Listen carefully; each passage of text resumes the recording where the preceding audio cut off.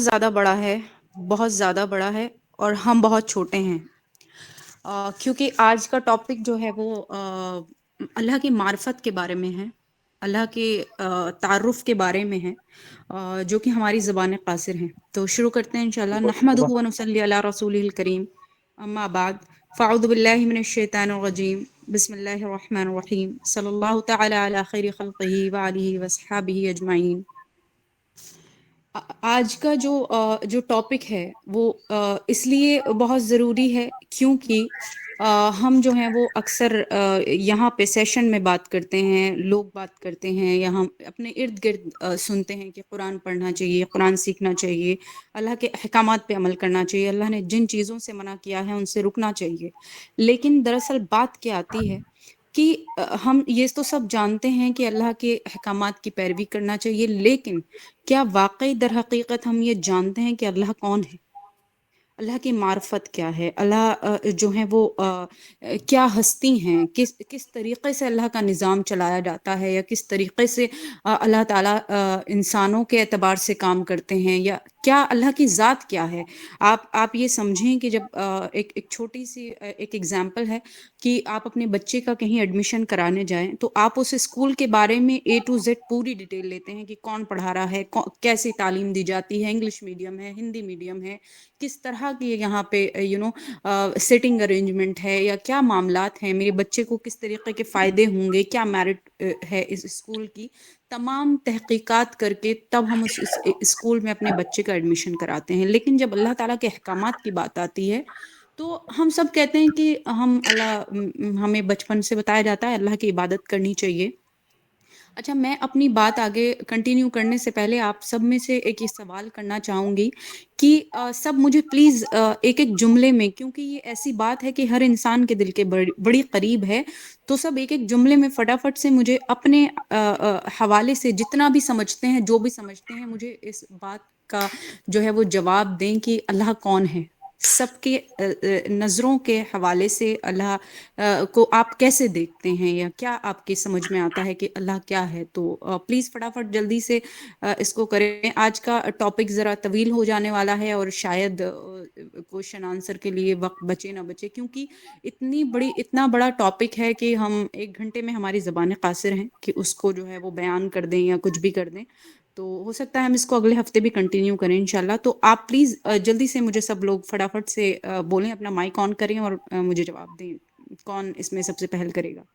جی عمران، ہم آپ سے شروع کر لیتے ہیں۔ بہت کوئک سا آنسر سب لوگ کریں جلدی سے، کیونکہ یہ ایسی بات ہے جس میں مسئلے مسائل کا کوئی لینا دینا نہیں ہے۔ آپ نے اللہ کو کیسے جانا ہے اس بات کا جواب دیں، پھر انشاءاللہ آگے کنٹینیو کرتے ہیں۔ میں نے اللہ کو جانا جب ہمارے ارادے ٹوٹتے نا، جب سوچ پلاننگ ٹوٹی تو اللہ کو جانا کہ اس کے پیچھے کچھ اور وجوہات ہیں۔ جی صالحہ، اللہ کون ہے؟ Allah is not a creation. Allah is the creator. ہاں، کریٹر ہیں، اوکے۔ Yes. بہت اچھا جواب ہے۔ انشاءاللہ ہم اس کے تھوڑے ڈیٹیل میں جائیں گے آگے۔ Inshallah. درخشا ہیں، میں جلدی سے فٹافٹ جو بھی مجھے سمجھ میں آتے ہیں نام، آپ میں سے کوئی خود سے بتانا چاہتا ہے تو اپنا ہینڈ ریز کر کے بول سکتے ہیں۔ جی جلدی جلدی مجھے جواب دیں۔ درخشا پلیز جلدی بولیں، کیونکہ یہ تو ایک ایسا سوال ہے جو مسئلے مسائل سے کسی کا کوئی تعلق نہیں ہے۔ آپ کے نظر میں اللہ تعالیٰ کون ہے؟ مجھے اس کا جواب دیں۔ جی السلام علیکم۔ وعلیکم السلام۔ میں تو اللہ تعالیٰ کو اس طرح سے جانتی ہوں کہ کرنے دھرنے والی ذات جو ہے صرف اللہ پاک کی ہے۔ بالکل بالکل، بہت عمدہ۔ زینب صدیقی ہیں۔ زینب آپ پلیز جواب دیں۔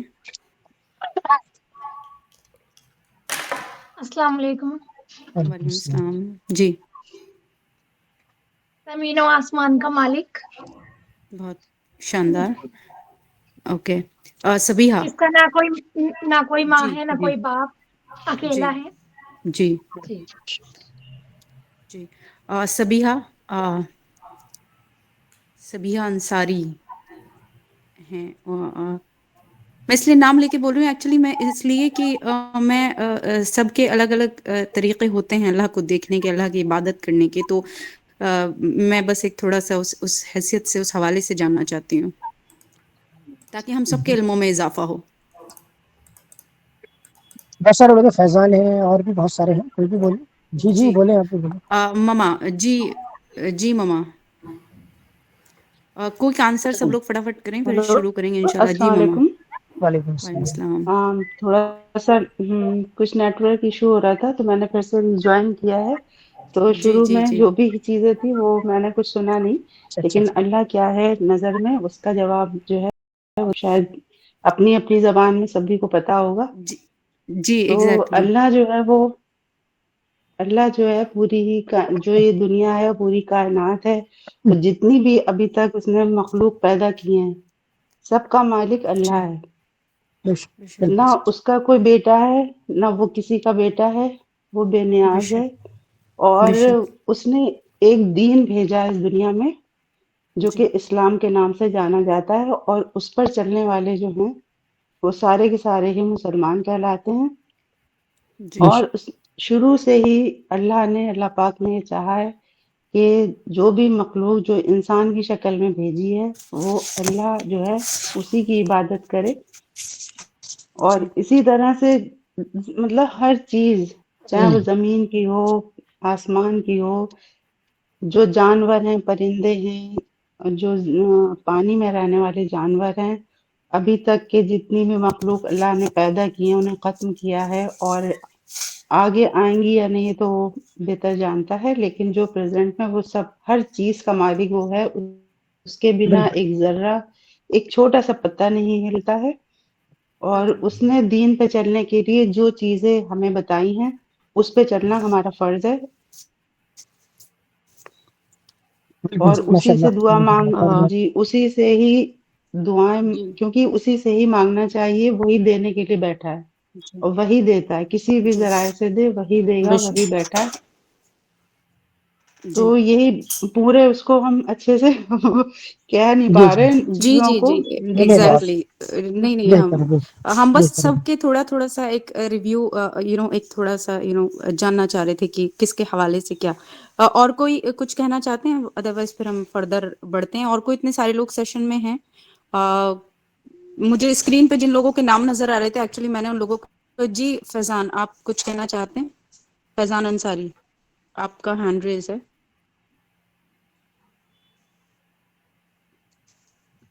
اوکے تو شروع کرتے ہیں انشاءاللہ. جیسا کہ میں نے اسٹارٹنگ میں کہا کہ آج کا ٹاپک بہت بڑا ہے اور ہم بہت چھوٹے ہیں. تو اللہ تعالیٰ کا تعارف ہم جو بچپن سے سنتے آئے ہیں، سمجھتے آئے ہیں کہ اللہ تعالیٰ واحد ہیں، احد ہیں، صمد ہیں، بے نیاز ہیں، تمام چیزیں ہم بچپن سے سنتے آئے ہیں. لیکن دراصل حقیقت یہ ہے کہ اللہ کا تعارف اس روئے زمین پہ کوئی ایسی مخلوق نہیں ہے جو اللہ کا تعارف بیان کر سکے، اللہ کی صفات بیان کر سکے. اللہ تعالیٰ نے جو ہمیں اپنا تعارف قرآن مجید کے حوالے سے، نبی کریم صلی اللہ علیہ وسلم کے حوالے سے کرا دیا، اسی کو ہماری زبان بیان کرنے پہ قاصر ہے.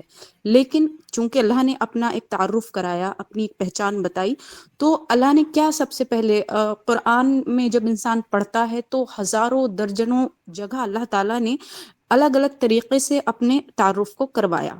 ٹھیک ہے. لیکن ایک مرتبہ نبی کریم صلی اللہ علیہ وسلم نے صحابہ سے پوچھا کہ قرآن کی سب سے عظیم الشان آیت کون سی ہے؟ ٹھیک ہے. آپ سے وسلم نے پوچھا کہ قرآن کی سب سے عظیم الشان آیت کون سی ہے، آپ ہمیں یہ بتائیں.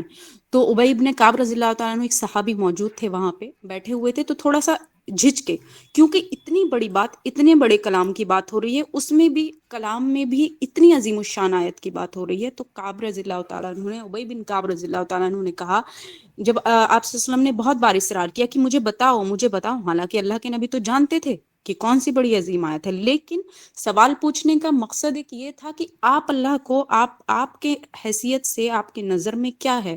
تو ابی بن کعب رضی اللہ تعالیٰ عنہ جب بار بار اصرار کرنے کے بعد بولے کہ اللہ کے نبی، آیت الکرسی جو ہے وہ سب سے عظیم الشان جو ہے وہ آیت اللہ تعالیٰ نے قرآن شریف میں نازل کی. اب آیت الکرسی اتنے بڑے فضائل ہیں آیت الکرسی کے، وہ خیر ایک علیحدہ ٹاپک ہے، لیکن سب سے چھوٹا ایک میں بتا دوں تو وہ یہ ہے کہ جو بندہ آیت الکرسی کو ہر نماز کے بعد پڑھتا ہے تو نبی کریم صلی اللہ علیہ وسلم نے فرمایا کہ اس کے اور جنت کے درمیان صرف موت حائل رہتی ہے، یعنی کہ جو شخص نمازوں کے بعد آیت الکرسی پڑھے گا اس کو جنت میں لے جانے سے صرف موت حائل ہے، اور کوئی چیز ان دونوں کے درمیان نہیں ہو سکتی۔ اب یہ اتنی بڑی کیوں ہے؟ کیونکہ ہم سب اس کو پڑھتے ہیں، کئی بار پڑھتے ہیں، شاید ترجمہ بھی جانتے ہیں، لیکن تھوڑا سا ڈیپتھ میں آج ہم جانیں گے تو کیوں ہے کہ کیونکہ اللہ تعالیٰ کا تعارف اس میں ہے۔ کیسے شروع ہوتی ہے؟ لا الہ الا اللہ ہوا۔ جب ہم کلمہ پڑھتے ہیں ہم کہتے ہیں کہ لا الہ الا اللہ، لیکن تھوڑا سا میں ٹیکنیکل جاؤں گی یہاں پہ، لیکن ہم جب آیت الکرسی پڑھتے ہیں لا الہ الا اللہ ہوا، تو یہاں پہ عربی میں اس کو ایسے اسپیسیفائی کیا گیا ہے۔ ہم جب کلمہ پڑھتے ہیں تو ہم کہتے ہیں نہیں ہے کوئی معبود اللہ کے سوا، لیکن یہاں پہ ترجمہ یہ نکلتا ہے کہ نہیں ہے کوئی معبود الا ہوا، لیکن یہی ہے، یعنی کہ اللہ ہی ہے معبود جو جس کو ہم عبادت کر سکتے ہیں۔ مثال کے طور پہ ایک کمرہ ہے، وہاں پہ میں یہ کہوں کہ عمران بیٹھے ہیں وہاں پہ، تو اس میں ازمپشن لگائے جا سکتے ہیں کہ شاید کوئی اور بھی ہو، یعنی کہ کوئی دوسرا بندہ ہو یا کوئی عمران کا بھائی ہو، بہن ہو، لیکن اگر میں اس کو ایسے اسپیسیفائی کر دوں کہ صرف عمران ہی بیٹھے ہیں کمرے میں، تو کوئی شک نہیں بچتا کہ اس کمرے میں کوئی موجود ہوں۔ تو اللہ تعالیٰ نے اپنی اس صفات کو اس طرح بیان کیا کہ نہیں ہے کوئی معبود لیکن صرف اللہ ہی۔ الحی القیوم، وہ زندہ ہے، وہ اللہ تعالیٰ اپنے صفات بیان کریں کہ اللہ تعالیٰ زندہ ہیں، قیوم ہیں، ہر چیز پہ قادر ہیں، ہر چیز کا احاطہ کیے ہوئے ہیں۔ لا تأخذہ سنۃ ولا نوم، اس کو کبھی نہ تو نیند آتی ہے نہ اونگ آتی ہے، اونگ بھی اللہ تعالیٰ کو کبھی نہیں آتی ہے۔ اچھا، موسیٰ علیہ السلام نے کسی نے پوچھا کہ موسیٰ علیہ السلام اللہ تعالیٰ کو کبھی نیند نہیں آتی تو اونگ بھی کیوں نہیں آتی؟ تو اب ایک انسان ہے، دیکھیں اب بات اس میں ذرا سمجھنے کی یہ ہے کہ اونگ کس کو آئے گی؟ جب کوئی کام کر کے ہم تھکتے ہیں، ہم انسان ہیں، ہمیں اونگ آتی ہے، نیند بھی آتی ہے۔ جب ہم دن بھر چور ہو جاتے ہیں، تھک جاتے ہیں، تو پھر ہمیں اونگ آنے لگ جاتی ہے۔ اگر ہم 24 گھنٹہ نہ سوئیں ہم چلنے پر قاصر ہو جاتے ہیں، اگر ہم اور 2 دن نہیں سوئیں گے تو ہمارے دماغ سینسز کام کرنا بند کر جاتے ہیں، اگر ہم اور 3 دن نہیں سوئیں گے تو سائنٹیفکلی ہماری ڈیتھ بھی ہو سکتی ہے۔ لیکن اللہ تعالیٰ کو اونگ بھی نہیں آتی، اللہ تعالیٰ ہر چیز سے پاک ہیں، ہر چیز سے بے نیاز ہیں۔ تو موسیٰ علیہ السلام سے جب انہوں نے کہا کہ جو اونگ اللہ تعالیٰ کو کیا اونگ بھی نہیں آتی، تو موسیٰ علیہ السلام نے کہا کہ آپ ایک گلاس پکڑیں اور اس پانی کے گلاس کو، کانچ کے گلاس کو لے کے رات بھر کھڑے رہیں، ٹھیک ہے؟ اور اس رات بھر جب لے کے کھڑے رہیں گے اور وہ چھلک کے اگر ذرا سا گر جائے تو کیا ہوگا؟ اگر آپ کو اونگ آ جائے اس گلاس کو لے کے تو کیا ہوگا؟ تو کہا کہ گر کے چکنا چور ہو جائے گا۔ اس کے بعد موسیٰ علیہ السلام نے کہا کہ اگر نعوذ باللہ، یہ ایک سمجھانے والی بات ہے، اللہ کو کبھی اونگ بھی نہیں آتی، اگر اللہ کو ایک جھپکی بھی لگ جائے تو اس دنیا کا نظام تہس نہس برباد ہو جائے، ٹھیک ہے؟ اب ہم یہ تو سب جانتے ہیں، تو الحمدللہ، سبحان اللہ، چیز سے پاک ہیں، ہر چیز سے بے نیاز ہیں۔ اب ہم یہ سب جانتے ہیں کہ اللہ کو نہ نیند آتی ہے نہ اونگ آتی ہے، یہ تمام زمین، آسمان، عرش، فرش سب اللہ تعالیٰ نے بنائے ہیں۔ لیکن ایک حدیث اس کے حوالے سے میں پیش کروں گی کہ نبی کریم صلی اللہ علیہ وسلم نے فرمایا کہ هو الاول فلیس قبلک شیء، یعنی کہ اللہ ہی سب سے پہلے ہیں، فلیس سے پہلے کچھ بھی نہیں ہے، وَهُوَ الْآخِرُ، اور وہی سب سے آخر ہیں، فَلَيْسَ بَعْدَكَ شَيْءٌ، اور اللہ کے بعد کچھ بھی نہیں ہے، وَظَاهِرُ فَلَيْسَ فَوْقَكَ شَيْءٌ، اور وہی ظاہر ہیں، ان سے چھپا کچھ بھی نہیں، یعنی کہ ہر چیز اللہ تعالیٰ کی عکاسی کرتی ہے، ہر چرند پرند، دنیا کی تمام کائنات میں اللہ نے جتنی بھی چیزیں بنا دی، ہر چیز اللہ کی عکاسی کرتی ہے۔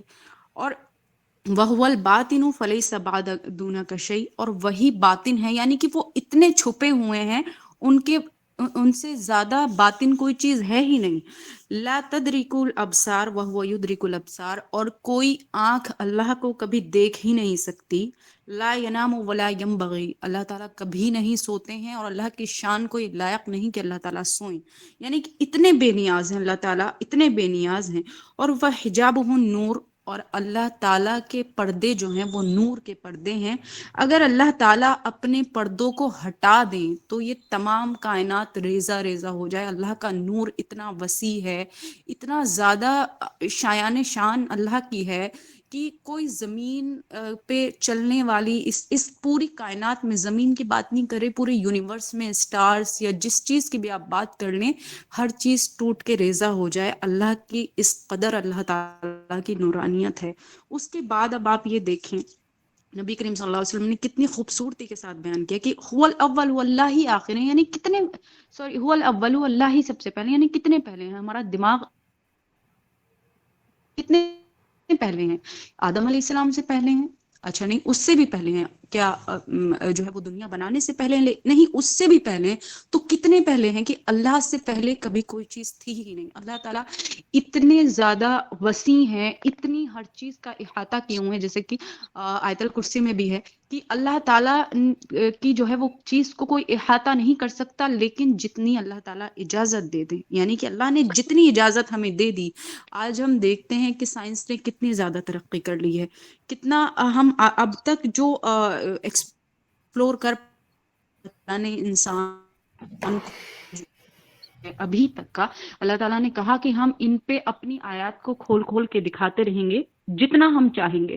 تو اللہ تعالیٰ نے جتنی ہم ایکسپلور کر پائے ہیں ہیومینٹی کے حساب سے, تو آپ یہ دیکھیں کہ جو ایکسپلور ہو پایا ہے, یعنی کہ ہم آج جہاں ہیں دنیا میں ہم ہیں, دنیا سے باہر ذرا نکل کے دیکھیں, دنیا خود کتنی بڑی ہے. دنیا سے باہر نکل کے دیکھیں, چاند ہے, چاند کتنا بڑا ہے. اس سے باہر نکل کے دیکھیں, گیلیکسیز ہیں, اس کے ارد گرد ڈھیروں آربٹ گھومتے ہیں, اس طرح کی اور 10 طرح کی چیزیں گھومتی ہیں.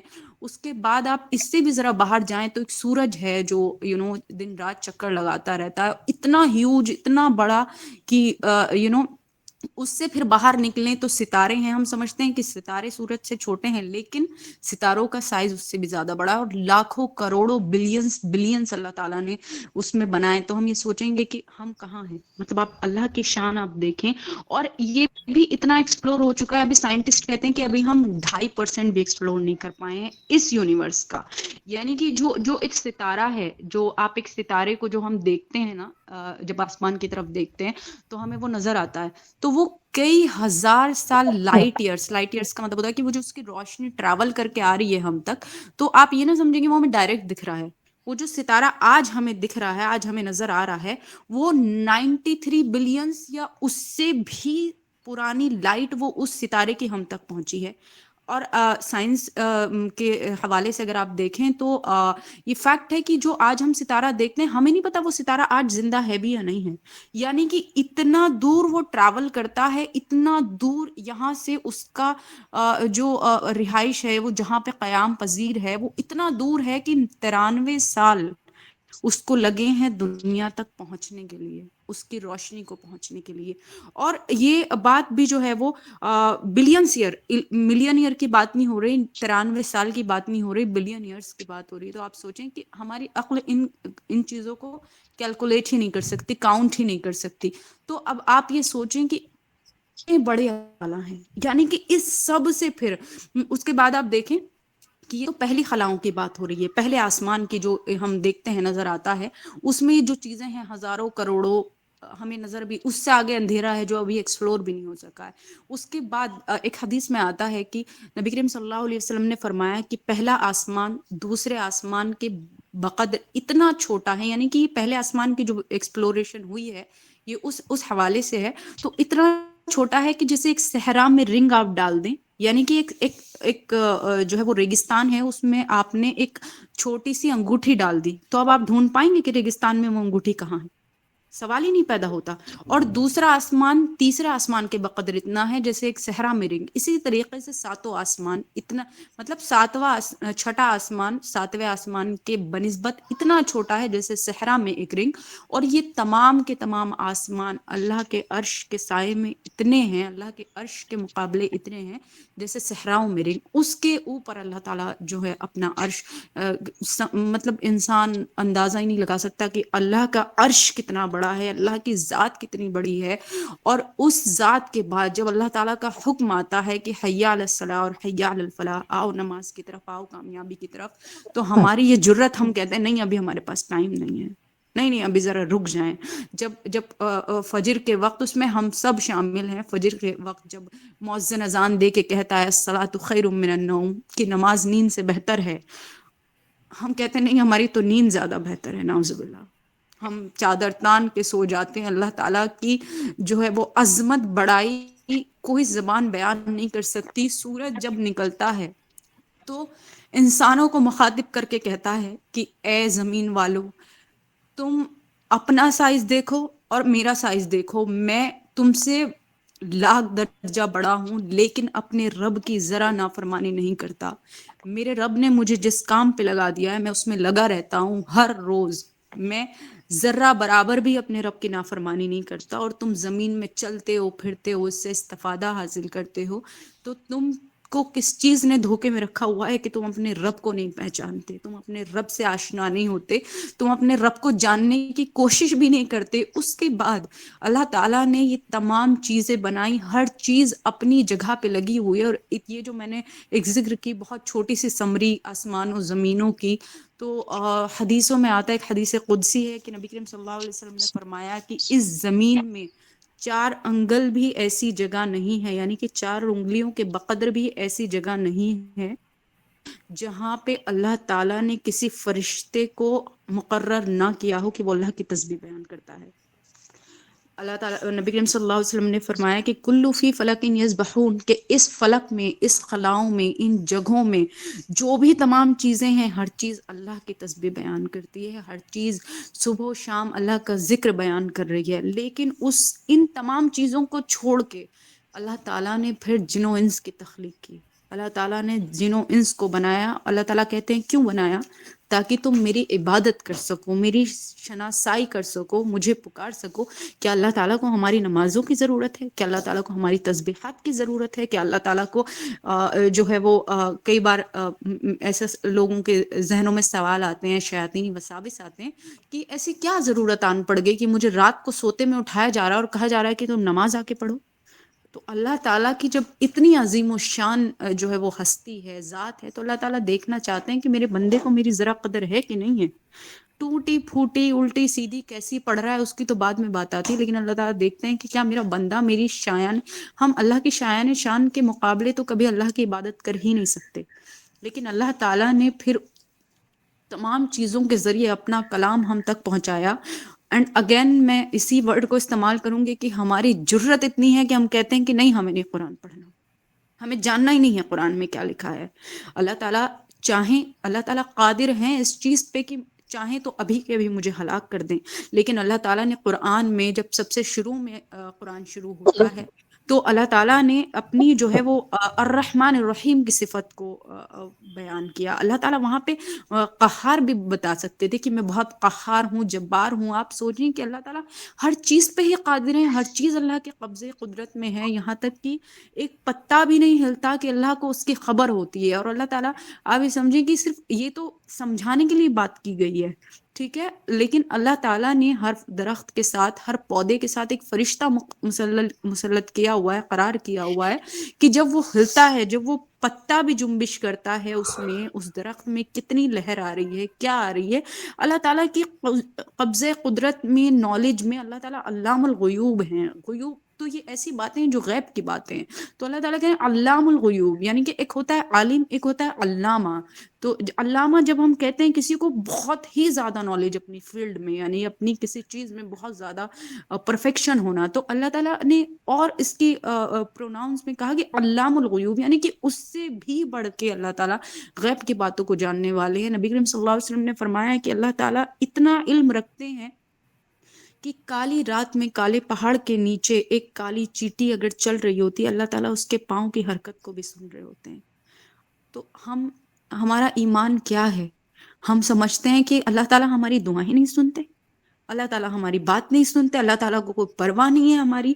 یہ تمام زمین و آسمان کا نظام اللہ تعالیٰ اس لیے چلا رہے ہیں کیونکہ اللہ تعالیٰ نے ہم کو اپنی عبادت کے لیے پیدا کیا، ہمارے لیے چیزوں کو مسخر کیا. گریوٹی ایک سائنٹیفک ورڈ ہوتا ہے جو زمین اپنی طرف کھینچتی ہے کوئی بھی چیزیں، تو اس کے بارے میں آتا ہے اگر گریوٹی تھوڑی سی کم ہو جائے اپنی مقدار سے یا تھوڑی سی، تو یہ پوری کی پوری زمین پوری ارتھ جو ہے اس کے اندر دھس جائے گی، یا اگر تھوڑی سی بھی زیادہ ہو جائے اپنی پیمائش سے جو ایک جینے کے لیے ضروری ہے، تو یہ زمین غبارے کی طرح جو ہے وہ اڑنے لگے گی۔ تو اللہ تعالیٰ نے اتنا بیلنسڈ ہر چیز کو بنا دیا، اس کے بعد جو ہے وہ اتنی قدرت اللہ تعالیٰ ہر چیز پہ رکھتے ہیں کہ ایک جگہ اللہ تعالیٰ کہتے ہیں کہ یا عبادی، اے میرے بندو، لنا لو انا اولکم و آخرکم، تم میں سے ہر پہلا شخص اور ہر آخری شخص، یعنی کہ زمین میں جو پیدا ہوئے آدم علیہ السلام سے لے کے جو آخری شخص قیامت تک موجود ہوگا، ہر وہ شخص، و انسکم و جنکم،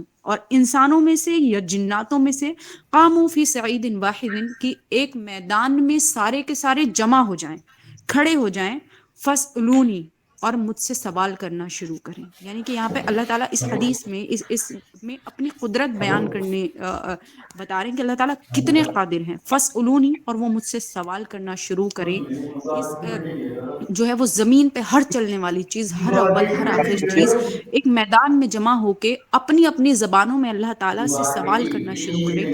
تو اللہ تعالیٰ کہتے ہیں فَأَتَيْتُ كُلَّ وَاحِدٍ مَسَلَهُ، تو میں قادر ہوں کہ ان میں سے ہر ایک کے مسئلے کو پورا کر دوں۔ یعنی کہ کوئی انسان یہ چاہتا ہے کہ مجھے پوری کی پوری کائنات سونا بنا کے مجھے دے دی جائے، یعنی جس حد تک وہ ڈیزائر کر سکتا ہے، جتنی وہ ڈیزائر کر سکتا ہے، اللہ تعالیٰ کہتے ہیں کہ میں ہر ایک کا مسئلہ پورا کرنے پہ قادر ہوں۔ ما نقص ذلک مما عندی، اور میرے پاس جو خزانے ہیں اس میں سے اتنی بھی کمی نہیں آئے گی، الا کما ينقص المخيط اذا دخل البحر، کہ تم ایک سوئی کو جو ہے وہ سمندر میں داخل کرو اور نکال لو، تو اس میں جو پانی لگے گا تو سمندر میں کیا کمی آ جائے گی۔ اللہ تعالیٰ کہہ رہے ہیں کہ میں سب کو اتنا نوازوں گا، اتنا نوازوں ان کے ڈیزائرز کے مقابلے، پھر بھی میرے خزانوں میں اتنی سے بھی کمی نہیں آئے گی۔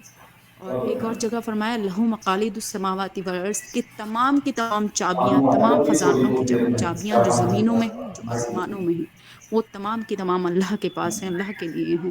تو مطلب ہم ہماری اتنی ناقص ہے کہ ہم یہ سمجھتے ہیں کہ ہمارا رب کون ہے، کس رب کی ہم عبادت کرتے ہیں، اتنا عظیم الشان غیبوں کی جو ہے وہ اللہ تعالیٰ نے آیت الکرسی میں بھی فرما دیا کہ لہو ملک السماوات والارض، جو کچھ زمین میں ہے اور جو کچھ آسمان میں ہے وہ تمام کا تمام اللہ کا ہے۔ اللہ تعالیٰ چاہیں تو ابھی کے بھی ہم جیسے بار بار اس بات کو کہتے ہیں کہ ہم یہ سمجھتے ہیں اللہ تعالیٰ ہماری دعائیں نہیں سن رہے ہیں، ہر بندے کے دل میں یہ خیال آتا ہے اللہ تعالیٰ کیوں نہیں سن رہے، کیا وجہ ہے، جب اللہ تعالیٰ نے خود کہہ دیا کہ میں قادر ہوں ہر چیز پہ، یعنی کہ ہر چیز پہ قادر ہونے کا مطلب کہ پھر اس سے باہر کچھ جا نہیں سکتا۔ اللہ تعالیٰ کہتے ہیں کہ اے لوگوں، تم میری عبادت نہیں کرتے، تم میری نافرمانی کرتے ہو، تم اس زمین سے باہر نکل کے کہاں جاؤ گے؟ یعنی کہ تمام کا تمام تو اللہ کا ہے، کہاں بچ کے ہم جا سکیں گے اس سب چیزوں سے؟ اور اللہ تعالیٰ کی قدرت سے، اس کی ربانیت سے بچ کے کہاں جائیں گے جب تمام چیزیں اللہ تعالیٰ کے لیے ہیں؟ اس کے بعد جب اللہ تعالیٰ تمام انسانوں کو، جنوں کو قیامت کے دن جمع کریں گے تو فرمائیں گے لمن الملک اليوم، کہ کس کی بادشاہت ہے آج؟ پھر خود جواب دیں گے للہ الواحد القہار، ایک واحد جبار اور قہار اللہ تعالیٰ کی جو ہے وہ ملکیت ہے، بادشاہیت ہے۔ اس وقت تو آنکھیں دیکھ چکی ہوں گی، اس وقت تو اللہ تعالیٰ کی قدر کو، ہیبت کو ہر روح سمجھ چکی ہوگی۔ پھر اس وقت جب تمام روئے زمین والے کہیں گے یا لیتنی کنت ترابا، کاش ہم مٹی ہو جاتے، یا کاش جو شخص عبادت گزار ہوں گے، جو اپنے اعمال کو نعمت پا کے جنت میں جائیں گے، وہ یہ حسرت کریں گے کہ کاش پھر سے مجھے دنیا میں بھیج دیا جائے اور میں اللہ کی اور تسبیح بیان کروں اور حمد و ثنا بیان کروں۔ تو آپ سوچیں کہ یہ تمام چیزیں سن کے، جان کے، کیا ہمارا دل نہیں چاہتا کہ ہم اللہ کے روبرو سجدہ کر لیں، اللہ کے آگے جھک جائیں؟ اپنے آپ ہم کچھ بھی نہیں ہیں اللہ کے سامنے، اللہ تعالیٰ کتنے عظیم ہیں اور ہم کتنے ہی حقیر ہیں، لیکن اس کے بعد ہم اپنی اکڑ میں، اپنی آنا میں، اپنی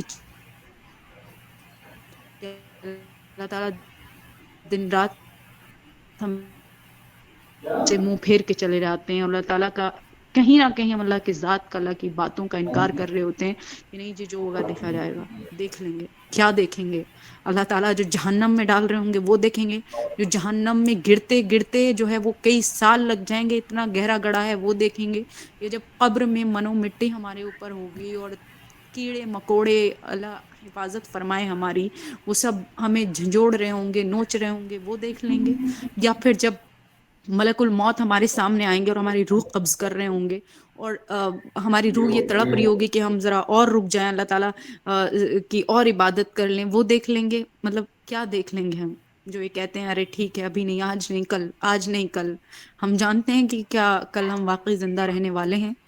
تو میں بس اتنا کہوں گی کہ ہم سب جتنے بھی یہاں بیٹھے ہیں اگر کسی نیک کام کا ارادہ کرتے ہیں تو اپنے آپ سے یہ بات سوچیں، یہ کہیں کہ کل سے نہیں، آج ہی شروع کرنا ہے، ابھی شروع کرنا ہے. اللہ تعالیٰ بہت قدردان ہے. اللہ تعالیٰ نے کہا ہے کہ میرا غضب جو ہے، اتنی وسعت ہونے کے بعد، اتنی قدرت ہونے کے بعد، آپ سوچیں کہ اللہ تعالیٰ پھر بھی کہتے ہیں کہ میرا غضب جو ہے وہ میری رحمت جو ہے وہ میرے غضب پہ حاوی ہو جاتی ہے. اللہ تعالیٰ معاف کرنے کے لیے بیٹھے ہیں. اللہ تعالیٰ الرحمن الرحیم ہے، یعنی کہ یہ وہ فارمز ہیں، یہ وہ صفات ہیں جو کہ بہت ہی زیادہ، یعنی کہ سوچا بھی نہیں جا سکتا ایک ماں اپنے بچے سے کیا ہی محبت کرے گی.